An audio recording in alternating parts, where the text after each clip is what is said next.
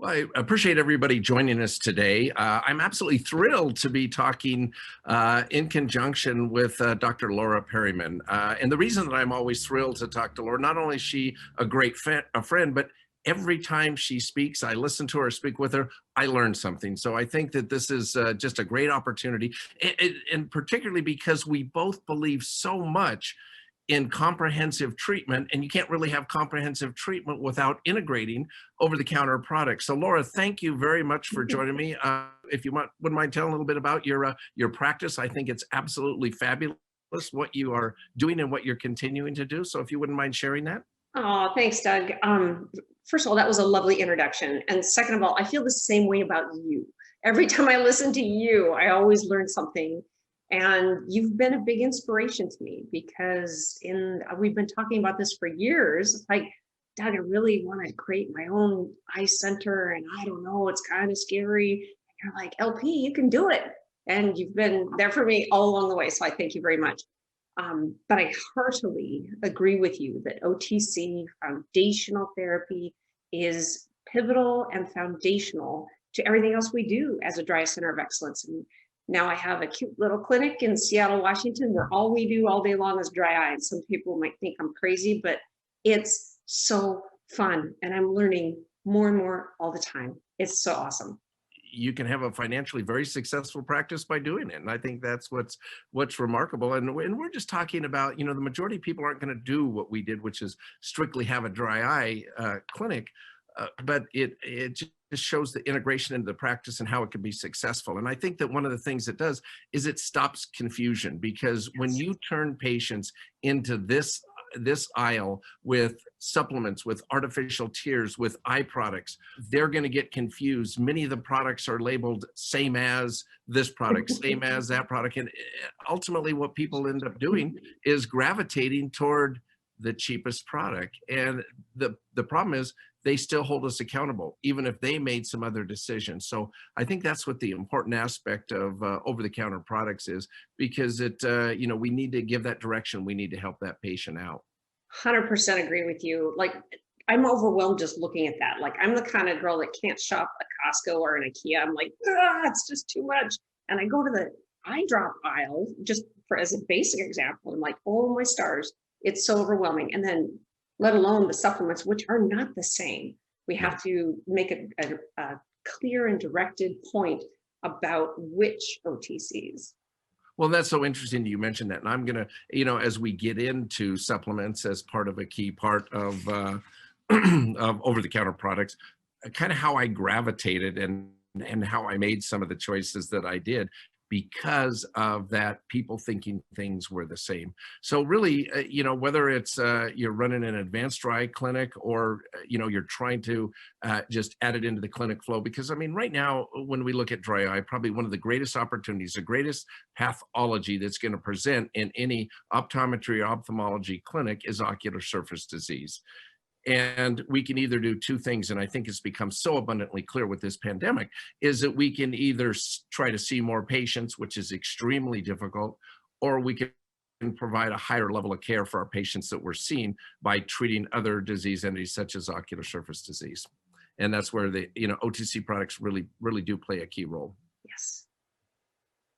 So, and the advantages really in looking at OTC products is that they really are very easily accessible. There's no insurance hassles whatsoever in doing this, because none of them covered. Now, with that said, I'll say make sure you give your patients a receipt, because if they have a health savings account, they can actually use this, since it's a doctor that's prescribing that. So I think but I've found it absolutely essential for baseline therapy as well as adjunctive therapy, and it just makes your therapeutic plan click better, or maintains what we've done with some of the procedures. Like I said, just extend the life of the procedure with this therapy. And I think the most important thing is that there is no magic bullet. The difficult part that sometimes our patients have is they're used to, I have a bacterial infection and I take an antibiotic and I'm better. I have a sinus infection, I take a medicine and it's better. And there is no magic tool. And I think one of our cataract surgeons said to me so well at one point, he just kind of looked at me and said, Doug, there's so many ways and so many underlying etiologies allergies, for ocular surface conditions. You know, I see a cataract, I do a cataract. And it's so many complexities in that, that really what I want from you is tell me when they're ready to operate on. And it really is boils down to that. And that's where the role that primary care clinicians and dry clinicians play in that surgical and entering that surgical arena, is we love to see those patients treated before they actually hit the clinic. Your comment on that, being a surgeon? I love that analysis, and really I think it speaks to the whole eye care ecosphere as it surrounds the patient in the journey of their lifetime vision. So catching these things early and preventing that tanker truck from slowly crashing into the rocks is everyone's responsibility in eye care. We're all passionate about preserving vision and quality vision, and dry eye disease can affect visual quality, silent reading speed, quality of life issues. So I think it's incumbent upon everyone in the eye care ecosphere to pay attention to this. And it can start as simply as a mindful recommendation of the right OTC products. Yep, I agree. And after all, that's what we're doing in the profession, is we're taking care and improving the quality of vision, where it's spectacles, whether it's contact lens, where it's surgical, it all dovetails into the same thing. What we're interested in, giving the patient the best possible vision that we can as providers. So, and when we take a look, and we're going to kind of delve into these a little bit more, but when we take a look at all of the different dry eye products that are out there, and looking at supplements, looking at scrubs, looking at home treatments, and I mean, we have a lot, and I think that's what we're going to kind of help distill down is, you know, today is, what do we find as some of our foundational treatments that we're going to do, and why have we made some of those selections as we go along? You know, we also have the heat masks, we have moisture chamber goggles, and artificial tears. And as insignificant as you think artificial tears would be, they're not, because patients don't know what to do with those. And to just simply give them a handful of tears and say, use what works, is not directing your patient. It just is, you know, in my opinion, ill-advised, because you're just not giving the direction. And if you take that with your own health care and into another subspecialty that you go to, and a doctor says, well, just do what you think is going to be best, you'd say, okay, but what do I do about this arm I can't use? Or if your doctor says you need more protein in your diet, it's like, great, I like salami and pepperoni. It's like, yeah. That's not what they meant. That's right. That's absolutely correct. So, you know, and when we take a look at simple advice and making recommendations, I think it's so important. And I know that we're seeing more and more interest in eye care providers. And, you know, Laura, why don't you kind of handle and talk a little bit about makeup, since I know nothing about it. I love makeup. I'm kind of a makeup junkie, full disclosure. But we presented a work at Arvo 2017. There are multiple people on the. I'm happy to give you the reference. But we were able to show through a dry eye survey that patients who took the time to remove their makeup had lower speed scores. So this has become a part of it. This is my beautiful right-handed. This is my right-handed clinic. This is Raquel, and she loves makeup. She loves going out and looking great. This is all BC, before COVID. But anywho, she has dry eye as well. And when she doesn't remove her makeup at night, then her eyes really notice it the next day. And so the series of photos is in, you know, full going out makeup after a makeup remover in the next line down. But then she went after it with a second makeup remover and still got more product out. And then the bottom photo shows after all those cleaning steps, plus the new lids, the mesh cleaning, and that got her clean, got her comfortable. We got to get all that stuff off before we go to bed, because we don't want it hanging out in full contact for hours at a time while you're sleeping. And you don't need to look beautiful. You can just think beautiful and dream beautiful. You don't need to be beautiful.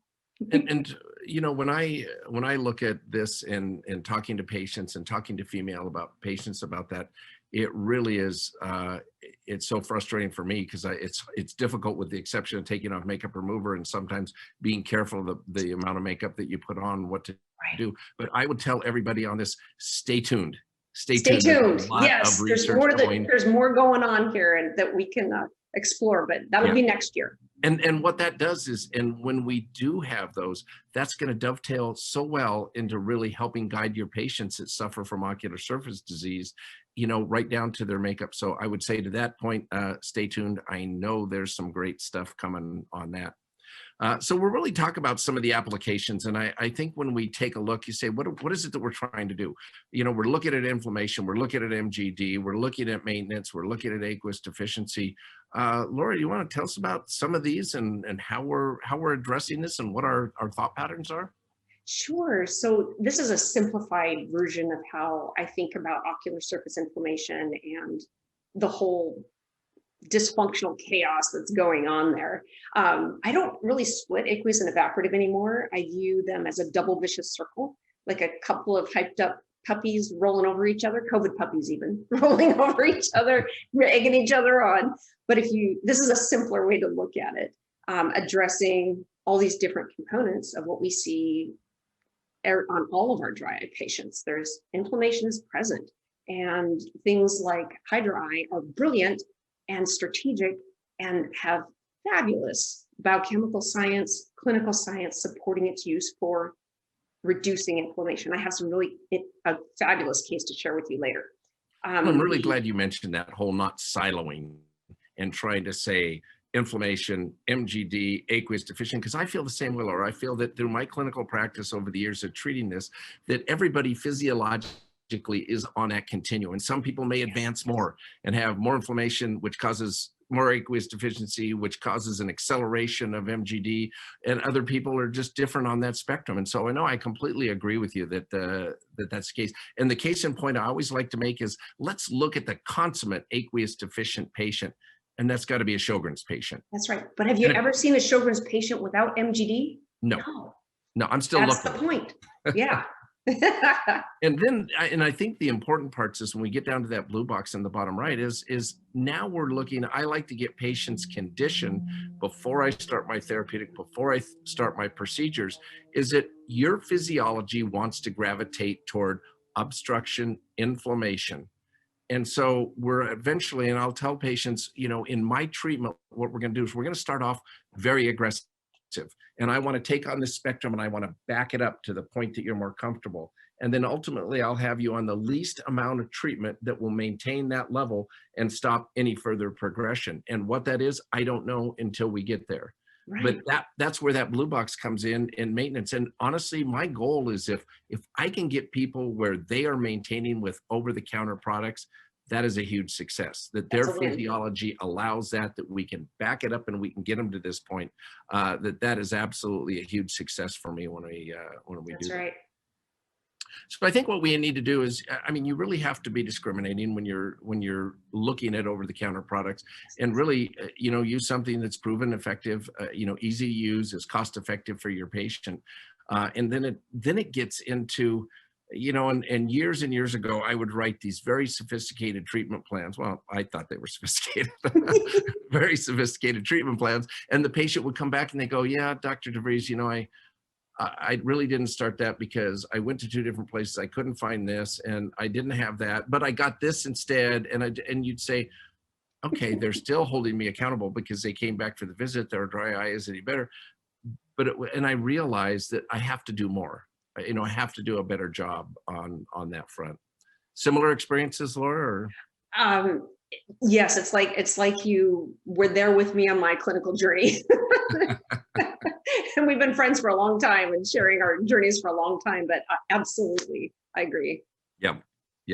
I think a great example is HydroEye. And let me kind of the backstory of how I happened to start using HydroEye. I had stopped recommending oral supplements to my patient because I would spend all this time, they'd be on an expensive omega-3. I would spend all this time on the patient, and then they would come back.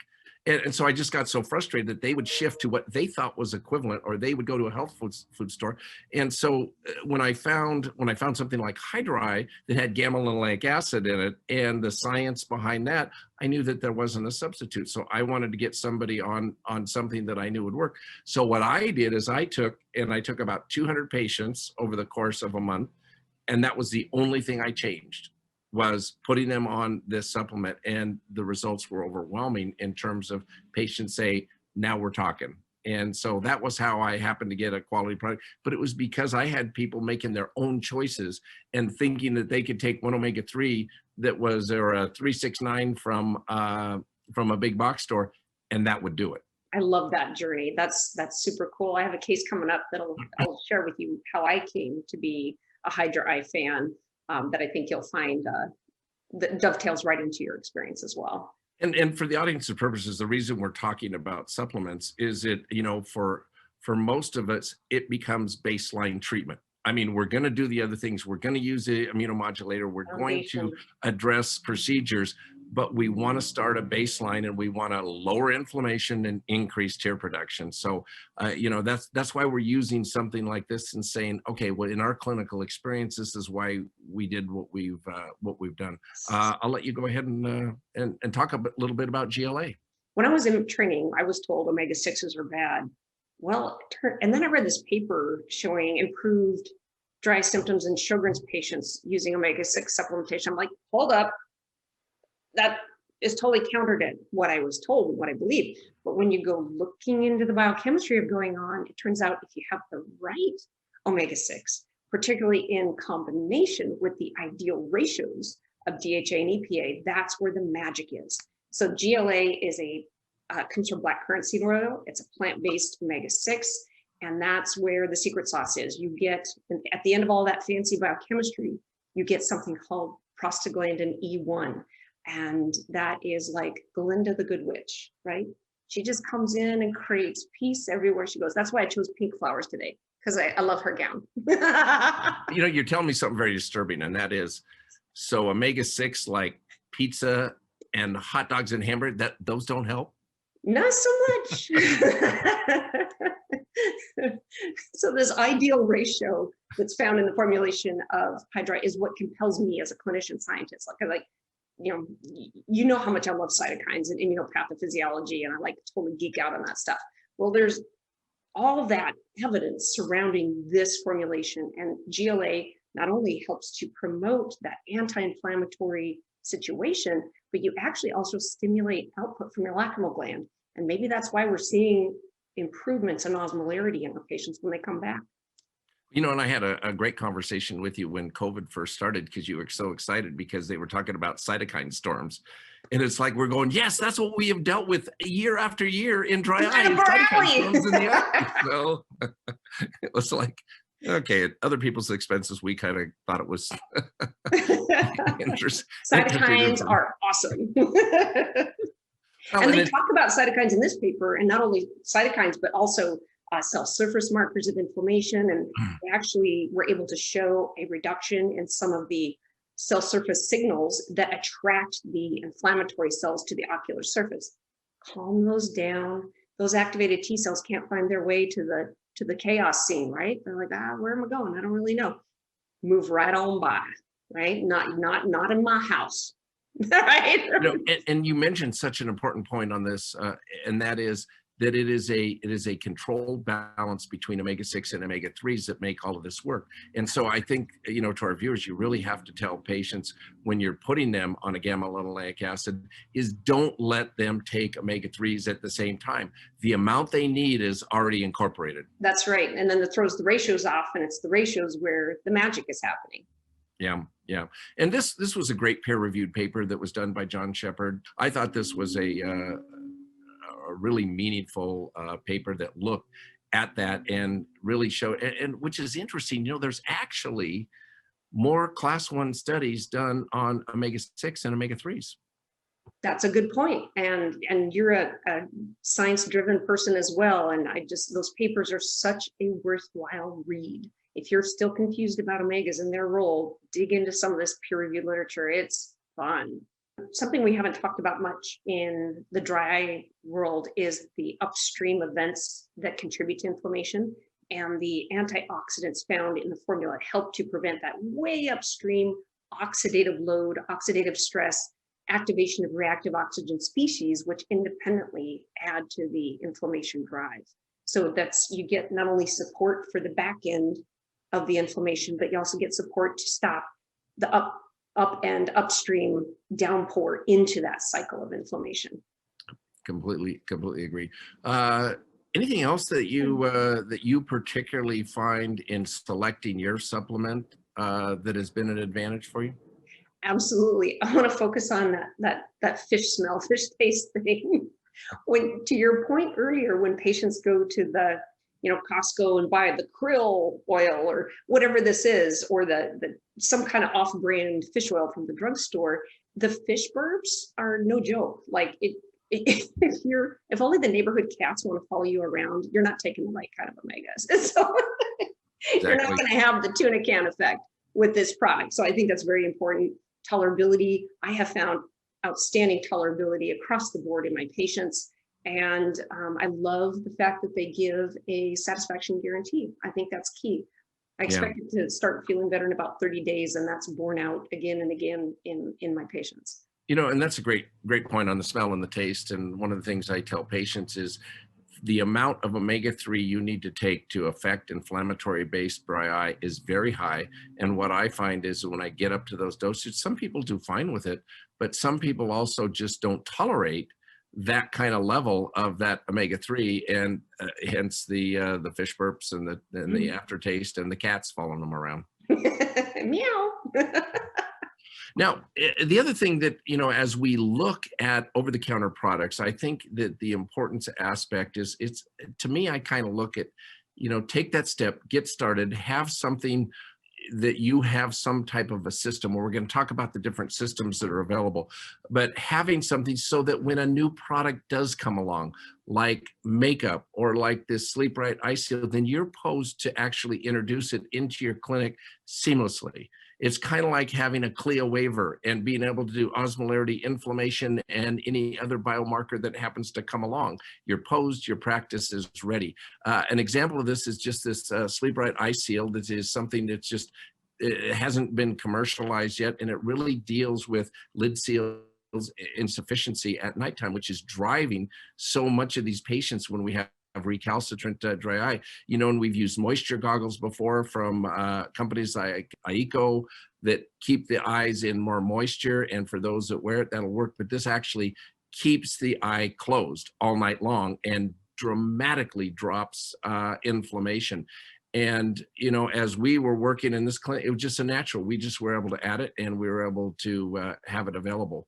It's kind of a picture of how this works. Very easy to use for one eye, really easy for two eyes, a little bit more, and it will be an over-the-counter product. But my practice was ready to get involved in the research, adopt it, and as we started rolling out, it was so easy to integrate. And as we look at something like a eye hydrating compress, a Bruder mask, something that has been so commonplace in the eye care world, that we're using this, and that is the science, once again, the science behind something like this, and it's so well accepted by patients. Do you use this? Yes, we do recommend a heating mask for many of our dry patients. I find that the advanced rosacea MGD patients can't really tolerate the heated masks until after they've come under control with their IPL treatments, and then they can tolerate the heating packs much better. Have you found the same thing?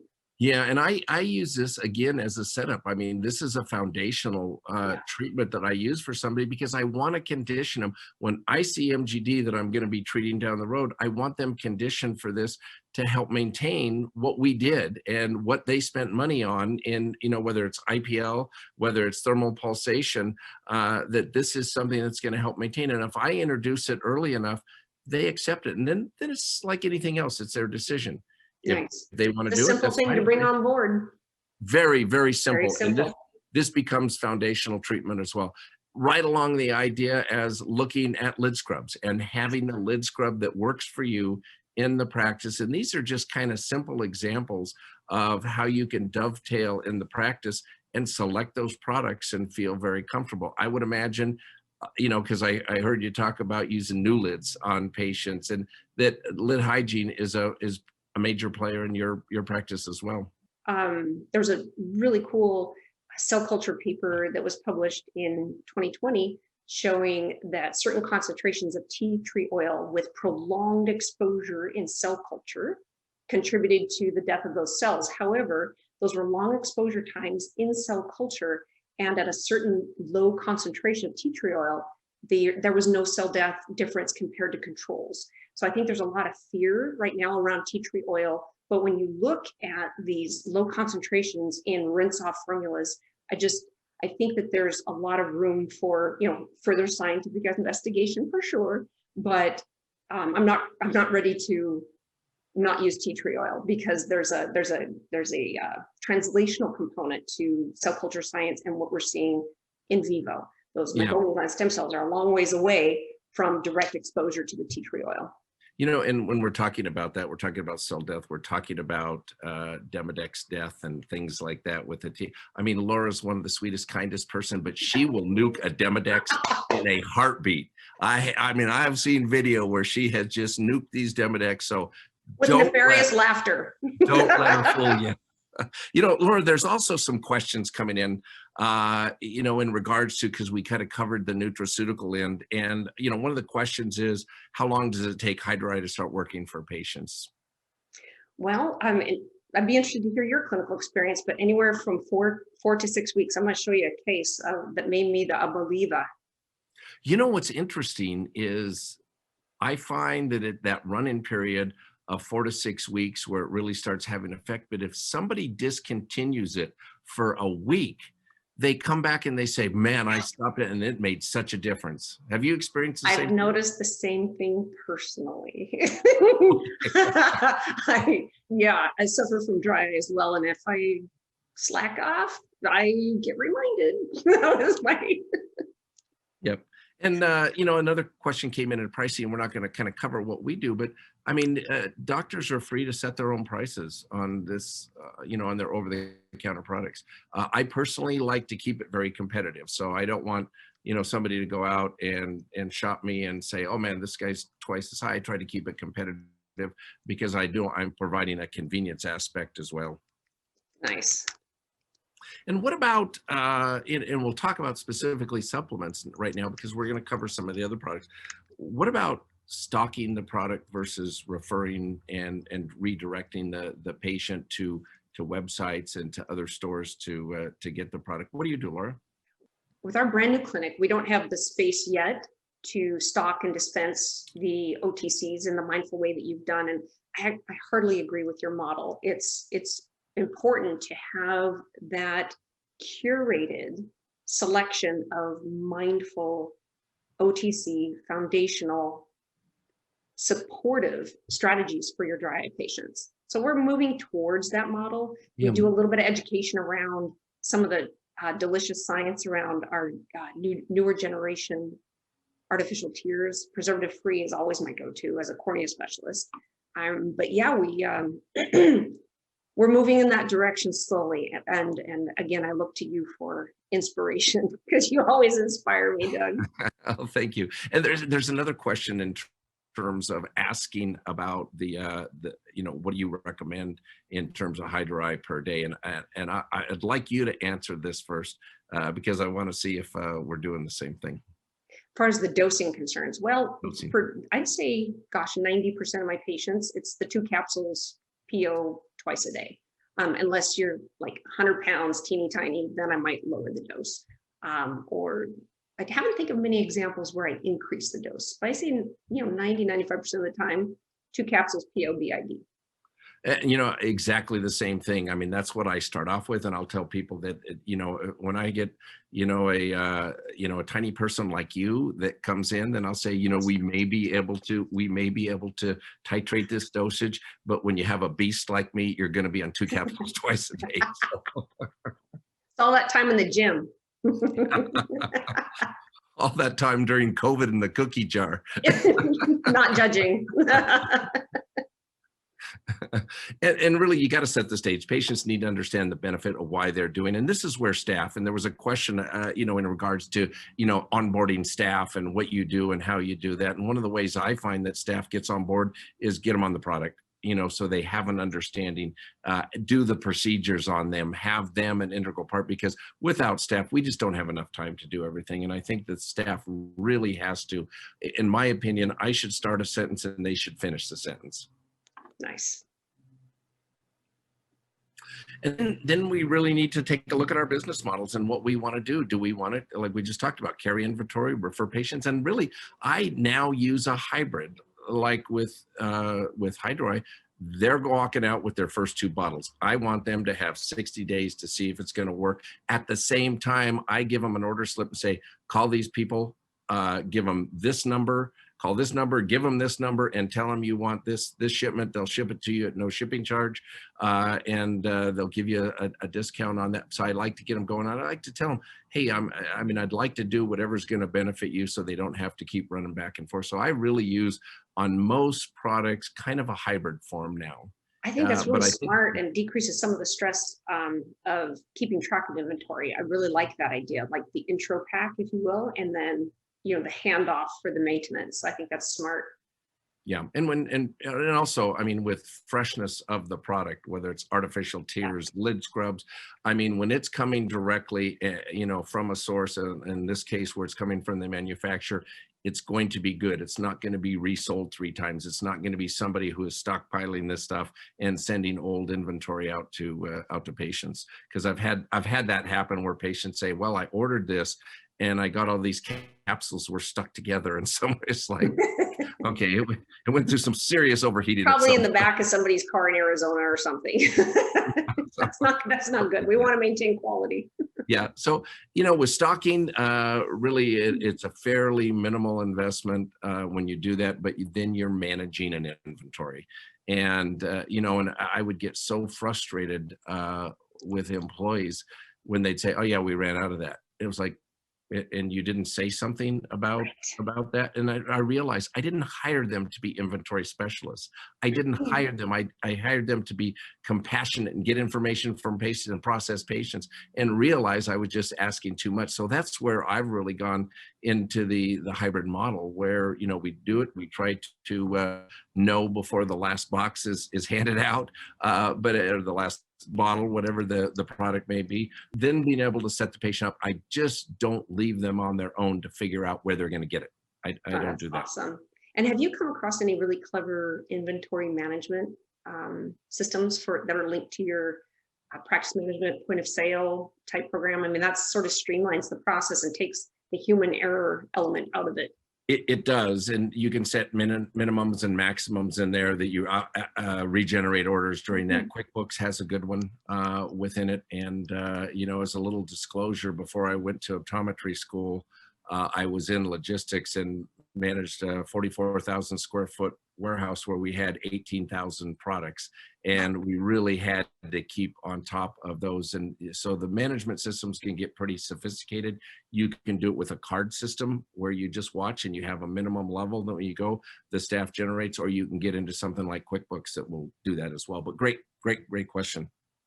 Using the team approach. I mean, everybody on board, we talked about that. Use the reps to put on in-services. I mean, you get a lunch and learn, they come in, they present, and just make sure everybody's on the same page. I think, I have my dry eye coordinator, and he's so valuable. I couldn't do what I do without having that dry eye coordinator. And I think that having a point person, having somebody that is that coordinator is so important, and give them ownership. I think if you give somebody ownership of the dry eye franchise, they really will embrace that, because they feel as well that they're helping that patient just as much as the doctor is.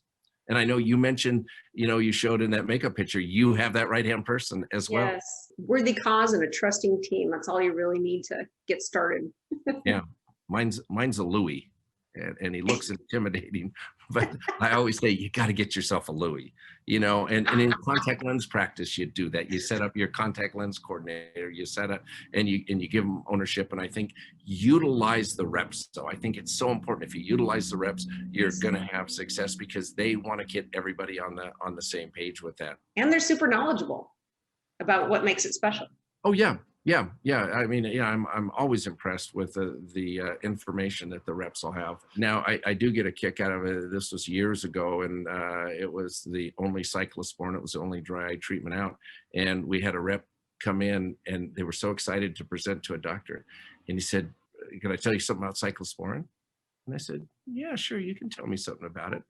And I said, by the way, and he started into the whole thing with the product. And I said, by the way, do they ever give you a list of people that say speak for the company or advise? And he goes, oh, yeah, we get that list. I said, okay, well, go ahead. And then he goes on. And I said, after about 5 minutes, I said, okay, I got to give you a little disclosure here. He just totally turned red, said, Oh, but when you really look at the patient flow, it starts at the doctor recommendation, and it also, and we're going to show some displays that can make that also, and then the tech reviewing things, giving patient literature is so important.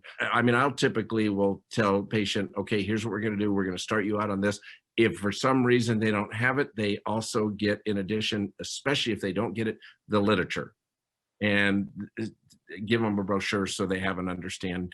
And then it's followed through from the time I mentioned to them to all the way through. I'm sure similar methodology within your practice.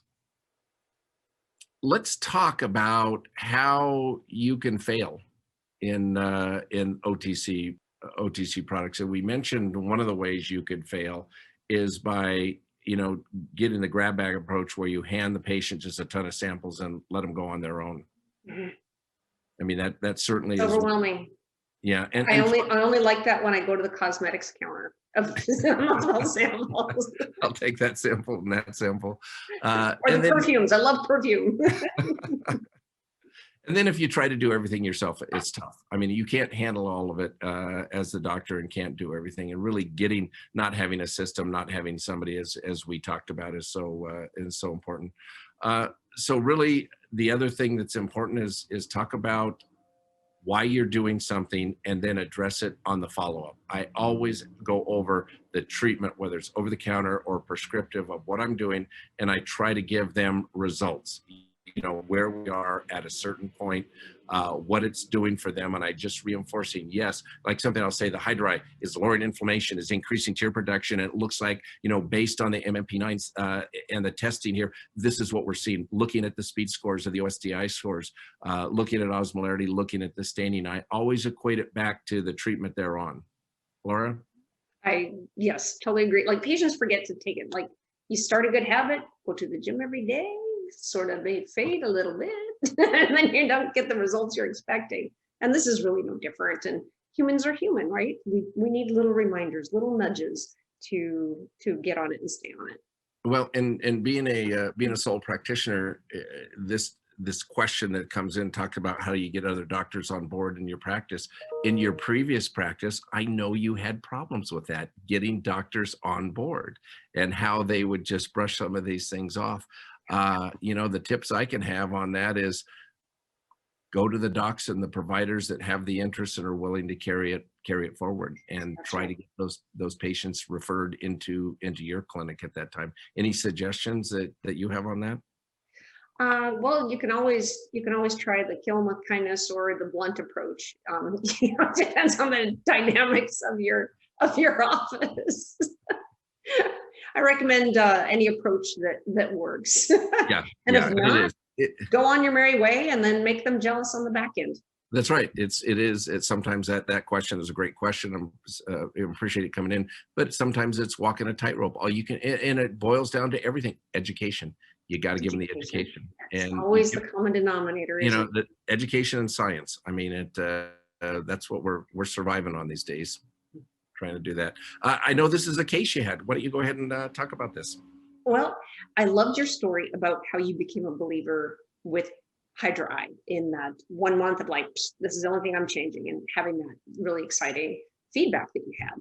Well, I was a dabbler, like in 2016. I'm like, yeah, it doesn't seem like there's enough there to do what I want it to do, and I'm not so sure. Well, decided to try it out a bit. This was a busy executive who came in before the holiday season, and he had type 2 dry eye, definitely was symptomatic, had a positive MMP9, osmolarity was out of range, and I sent him off with my sophisticated treatment plan, to your point earlier. And he came back in January after the holidays, and the only thing he managed to bring into his dry eye management was HydroEye. He wasn't able to fill his prescriptions, and the reason why I was able to fill it, because he's in the tech industry, is like, oh, this is easy, bing, bing, done, it's coming, right? You have to make it really easy for people, right? So he was able to do that, and that's the only thing he was able to do. And he came back in, his symptoms were so much better. The inflammatory went from moderate positive down to just barely there, and his osmolarity was below 308, still big, more than 8 osmolarity difference, but looking better, feeling better, less staining, like all that stuff. I'm a hero. So I'm like, this is the case that brought it all together for me. All that nerdy science I've been reading, all that biochemistry that I love, all that immunopathophysiology, and brought it right in front of my face. Okay, now I get it.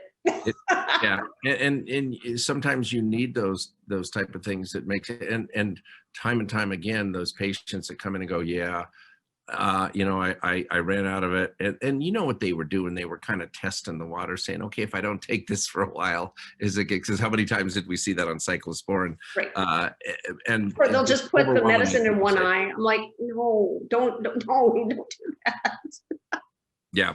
So let's take a look and really more getting the, you know, achieving success is really just show how the over-the-counter product fits into your overall plan, that it becomes part of your comprehensive treatment that we have. And, you know, the way I explained to my advanced site, you know, that my goal is to get them to maintain at this level. Once we back it up, and we'll start out aggressive, we'll back up. And again, if I can get somebody that just is maintaining, and they're doing warm compresses, they're doing something like HydroEye, they're doing lid scrubs, and they're maintaining their physiology then I think that's a great success. Unfortunately, a lot of patients won't. They just simply won't, because of the whole compliance issue. But when it becomes a big enough problem, they will. Yes. At that point. And I also think, you know, don't over explain, don't get way into the weeds on things. I always like to give patients what they need to know and reinforce that several times.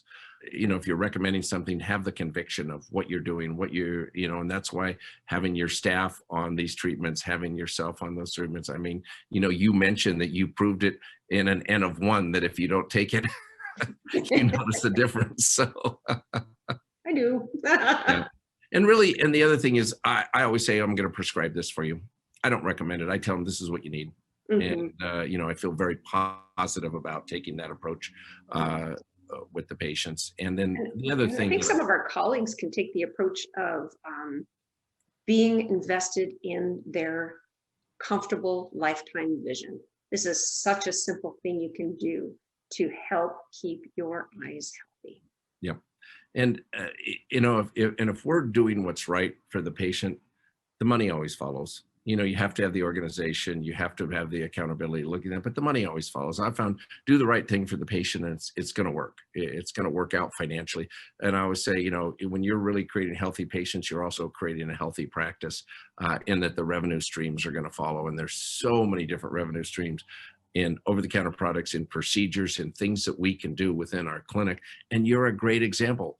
That's what you do, is your clinic is ocular surface conditions. So the other thing we tell the patient, and I think this is, you know, if a patient comes up and says, well, I'm just going to go to the drugstore.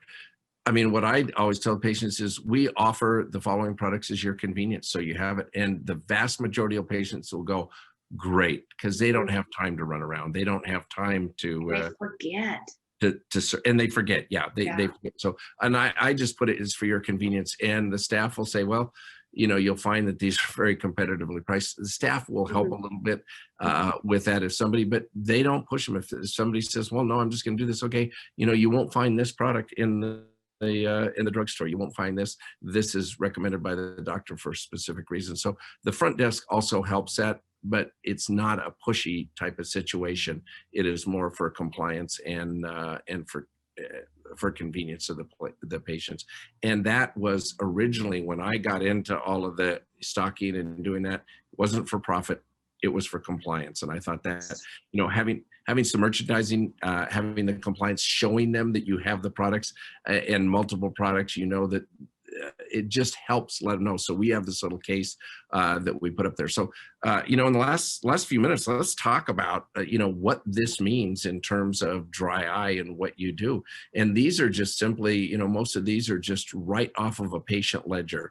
So reappointment level 2, which I almost never have, unless it's just the staff doing something, is going to be reimbursed about $45. The majority, which is level 3 based on exam history and medical decision making, is going to be at a level 3, and some level 4s with the complex patients as well. Some punctal occlusion for the patient's going to reimburse over several $100s on a bilateral. Anterior segment photos, looking at amniotic membranes. And actually, this came right from patient ledgers, but I've actually had amniotic membranes reimbursed at over $3,000 for a single place on that. And doing the testing, the osmolarity testing, the inflammatory, doing imaging, all of this can bring really nice returns to the practice. When we look at doing procedures, look at BlephX, at Demodex treatments, and then we take a look at just at supplements. I mean, the supplements alone, if they come through your practice, are going to amount to about $161 in net alone. And you say, okay, well, that just gets added to these patients that really, and then when you're looking at scrubs and tears and masks and moisture eyewear, that can then be another $196. So you're looking at over $350 that is a net to your practice. And then when you look at your dispensary, how many, with glasses and contacts, how many of them do that? So, if you provide the service, if you're providing the convenience, the financials will absolutely follow.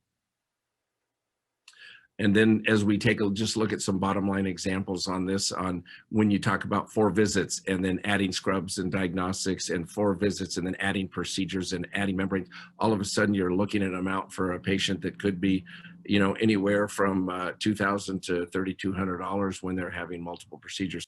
The most important thing is the level of care that you're providing for the patients. Any other questions or any other comments that that you'd like to address, Laura? Thanks for always being such a great leader in the space. You inspire other people, you lead the way, and it's awesome to be here with you today, and it's awesome to be your colleague and friend. That's the nicest thing somebody could say to a dry eye junkie like me, because I love it. I love the science. I love helping people. And, when I get a patient and they go, nobody's been able to help me, and I'll say, you know what, stick with me and I'll stick with you. We'll get this taken care of, because I love solving mysteries. But thank you for that wonderful comment. And thank you everybody for joining and talking about the over-the-counter and adding that as the foundational treatment for all of your dry treatment. Thank you, Laura, so much. Thank you. Always a pleasure to talk with you. Can't wait to see you in person. Okay, yeah, I know. Bye-bye.